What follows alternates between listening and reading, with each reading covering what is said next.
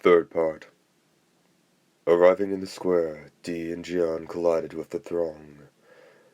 Desperate cries intermingled there. Carry him to Dr. Torres. No, he's past saving now. Pushing his way through the mob, Dee saw Al lying at its center. Darts impaled his heart and throat. It was clear at a glance that he'd received fatal injuries. What happened? Dee asked a nearby farmer. Damned if I know. Just now he fell to the ground as soon as he stepped from that alley. What's back that way? The swamp. Nothing but that. To Dee's rear, Jiang gasped. She said, "The waters are Kraken's domain, but—" She drew a breath. "This dart belongs to Don J. Aside from me, he's the only one left of those Langland hired. If he's here." The archeress stiffened, and it wasn't just her. The surrounding villagers froze as well. The young man in black stood at the focus of a dead gaze.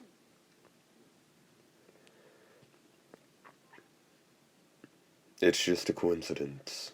All of us. We were working independently.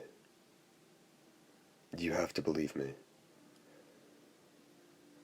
The mysterious tableau Jean had witnessed a short time earlier flashed into her brain like lightning. As the left hand that had consumed the entire ceramic pitcher told Dee that water and earth should be enough, the hunter's sword had flashed out, and Langland's folding space, something a nuclear weapon wouldn't be able to scratch, had been broken. What was this gorgeous young man? For the first time, Jean had felt true fear. However, now the superhuman killing lust had vanished, and he pressed his left hand to the boy's bloodied throat. The boy had already breathed his last, but then, with the murderous implement still stuck in him, Al squeezed out a faint thread of a voice. The villagers pulled back like a sudden fleeing tide. The dart guy from the festival suddenly showed up. Said something.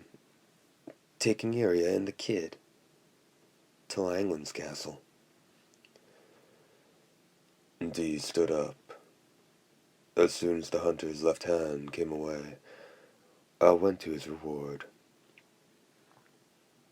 On seeing how the young man of unearthly beauty put gleaming coins in the boy's mouth, in keeping with frontier tradition, the villagers were stunned. Those $5,000 coins were worth but the same as the village's annual budget.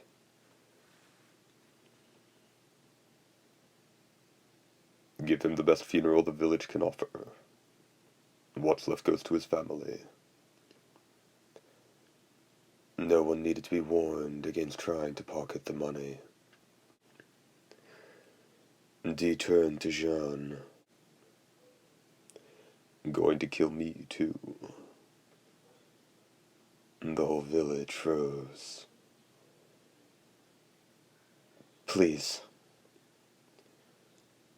That was all Jean could manage by way of a reply, and it took her 11 seconds to muster that much. Show me the way to Langland's castle. Jean could only nod her consent to Dee's demand. The whole reason Jean had called on Dee was to inform him of Count Langland's intentions, and to get him to stop Iriya's travels. Before Langland let Iriya exact her revenge on him, he wanted to solve the riddle of why she remained physically human, despite having been bitten. Toward that end, Iriya alone was to be led back to his castle.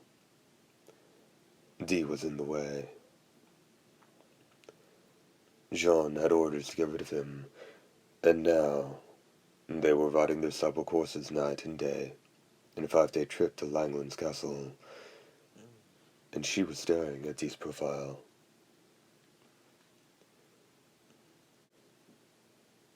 From the very start, she'd known it was of no use. 2 years earlier, as a newly trained archer, John had been pursuing a group of 5 outlaws when she fell into their trap and was brought to the brink of death. Just as the pitch-black nothingness was about to swallow her up, Dee had come rushing in and laid waste to them. The keenness of his swordplay, along with his good looks, was enough to drive Jean to rapture. She'd certainly been disappointed to learn that Dee had been pursuing the same outlaws. When she'd first entered the nobleman's employ, she hadn't known the huntress had traveling companions. However, on learning that it was Dee that accompanied her, John had given up the fight. Only partly, because she was in his debt. Ever since she'd burned as a woman, no, as a human being. In Jean's eyes, Dee was an object of adoration surpassing the ideal man, a being who would allow her to maintain her purity.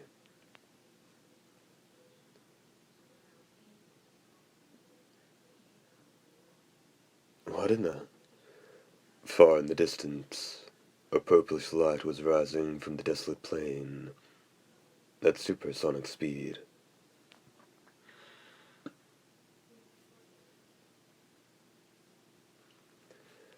"1,000, 1,500, 2,000. The afternoon sky was clear. When the light burst, the heavens darkened. Rain clouds, but they weren't hanging over Dee and John. "Roughly 30 miles ahead of us," the hoarse voice said. "Someone shot off a rain shell, and Kraken favors the water." Page break. The man, Don J., had taken great pains to avoid the water. It was the source of the opposition's power. It existed everywhere.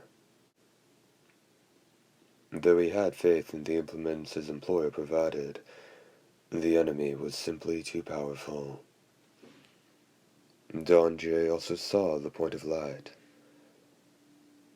Oh shit, he thought, because it had been fired from somewhere terribly close by. And the instant those dark clouds spread overhead, rain began to pound down like a waterfall. However, he had no choice but to keep going. The man advanced his wagon and its 2-horse team beneath the dark clouds. Iriya had been injected with a hypnotic drug. Meeker seemed to have had his soul sucked out to begin with, and both of them lay in the cargo bed behind him. He'd had the foresight to purchase the wagon from a farmer in advance. The rain intensified, and the horses and wagon seemed to give off white smoke. Don J. was already soaked to the skin. The rain was bad enough, but water from the wagon wheels splashed him from head to toe, forcing him to hold his breath. To the east, it's all swamps and lakes. Can't go that way, not even by accident. The light hadn't gone out of Don J.'s eyes. Suddenly, the horses changed direction. They turned left, onto the road east. Idiots. Where do you think you're going? Though he madly tugged on the reins and cracked the whip, the horses wouldn't halt their crazed gallop in the one direction they weren't supposed to go in. almost as if they were receiving orders from some other, more capable driver. What gives? Whoa. Would you stop already? Shifting his gaze from the backs of the horses to their hooves, Don J. widened his eyes. The damp black earth held a reflection of the horse's legs on the driver's seat. He also made out a man cracking a whip. Too shocked for words, Don J. fearfully turned his eyes to the right. There was no one there, and there was no way there could be. Yet, he looked down again. There was a man. Wasn't he covered in bandages and sitting to Don's right, working that whip? Don J. lashed with the whip like a man possessed. The bandaged man struck as well, though it was Don J.'s whip that actually struck them. In his reflection in the water, he had no whip in his hands, and the bandaged figure's whip alone controlled the horses. The rain surrounded him, driving rain, and wasn't the water Viscount Kraken's world. It was unclear just how much time had passed, but the world was sealed in darkness, while only the pounding of iron-shod hooves defied the sound of the rain. But they stopped unexpectedly.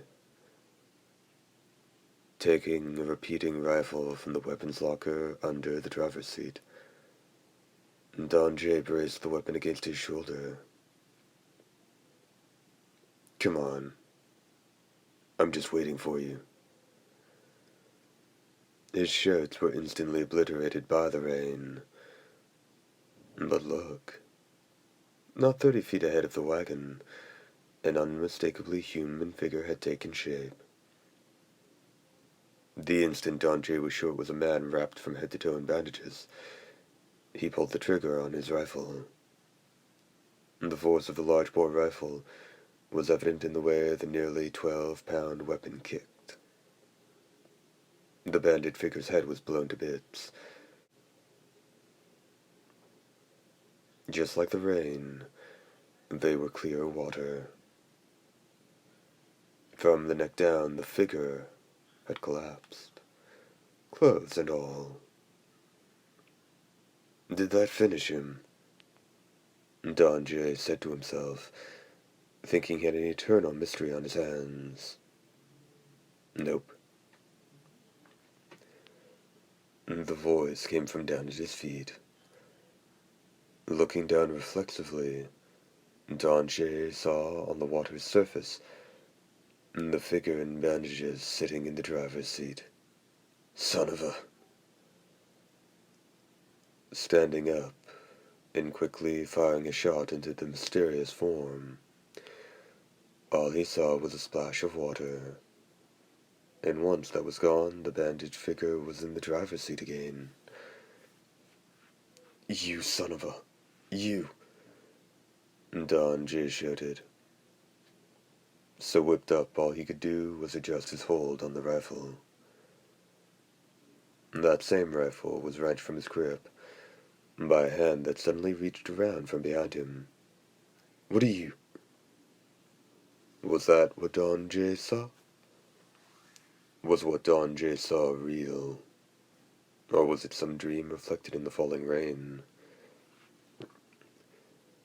Grinning by Don J.'s right side, the bandaged figure pulled the trigger of the gun now leveled by his hip. Taking the kind of massive 60 caliber round that would pierce a fire dragon's armor to the center of his chest, Don J. was blown 15 feet from the driver's seat, sending up a great splash as he hit the black ground.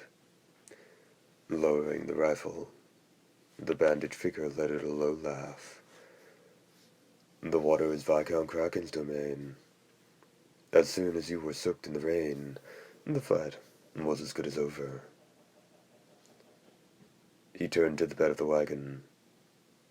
We may need the woman, but the brat's of no further use. Here's where you buy it. Not hesitating in the least, he turned the cruel barrel of the weapon on Meeker. The bandaged finger wrapped the trigger and gave a strong squeeze. A heartbeat later, there was an explosive flash. Chapter 7 End.